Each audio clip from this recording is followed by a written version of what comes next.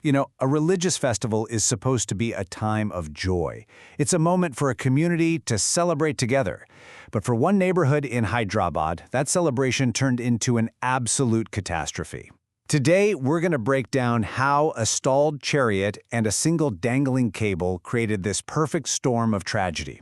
So, picture this. It's late on a Sunday night, right in the middle of the Christian Janmashtami festival.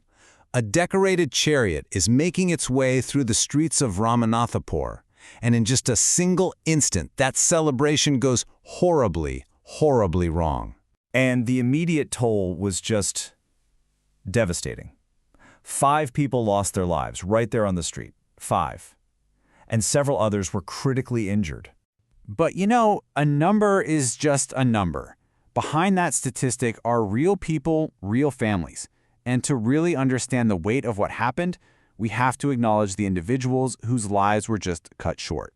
These are the 5 people who died. Krishna Yadav, just 21 years old. Srikanth Reddy, who was 35. Suresh Yadav, 34. Rudra Vikas, 39. And Rajendra Reddy, 45. 5 men who were just out part of a celebration, and they never made it home. So the biggest question, of course, is how? How does a festive chariot become a source of fatal electrocution? Well, it wasn't just one single failure. It was a disastrous and, frankly, unbelievable chain reaction. Okay, so listen to this sequence of events. It's just staggering.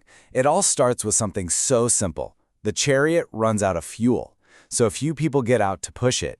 But as they're pushing, the top of the chariot snags on a low-hanging private cable. You know, like an old TV or internet line. That cable gets pulled up, and then it touches a high-tension 11,000-volt power line. And instantly, that lethal current travels down the cable, electrifying the chariot's entire metal frame at the exact moment people were touching it to push. In the moments and hours that followed, the shock and grief in that community, well, it quickly boiled over into something else entirely. Intense anger.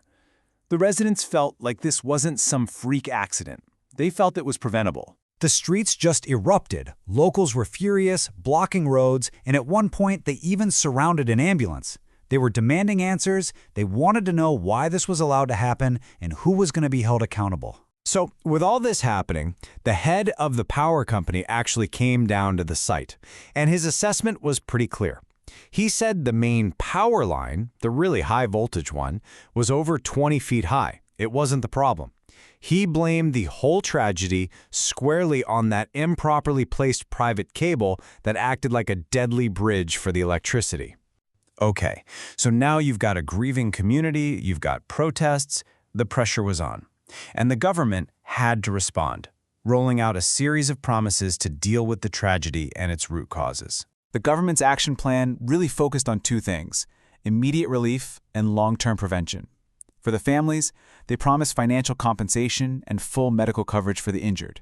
But, maybe more importantly, they launched a formal inquiry and promised a citywide crackdown on the exact kind of hazardous loose cables that caused this. And this is where the story really zooms out from just one awful night. Because this tragedy, it didn't just happen in a vacuum.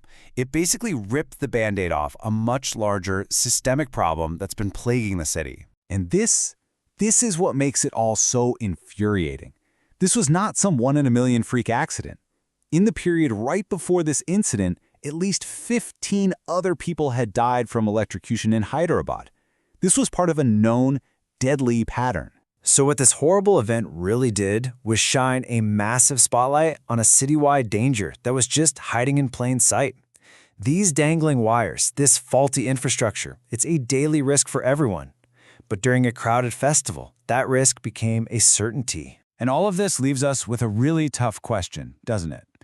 When the joyous traditions of a community collide with the dangers of neglected, aging urban infrastructure, who is ultimately responsible for making sure a celebration doesn't end in tragedy? It's a question for Hyderabad, for sure, but really, it's a question every city has to answer.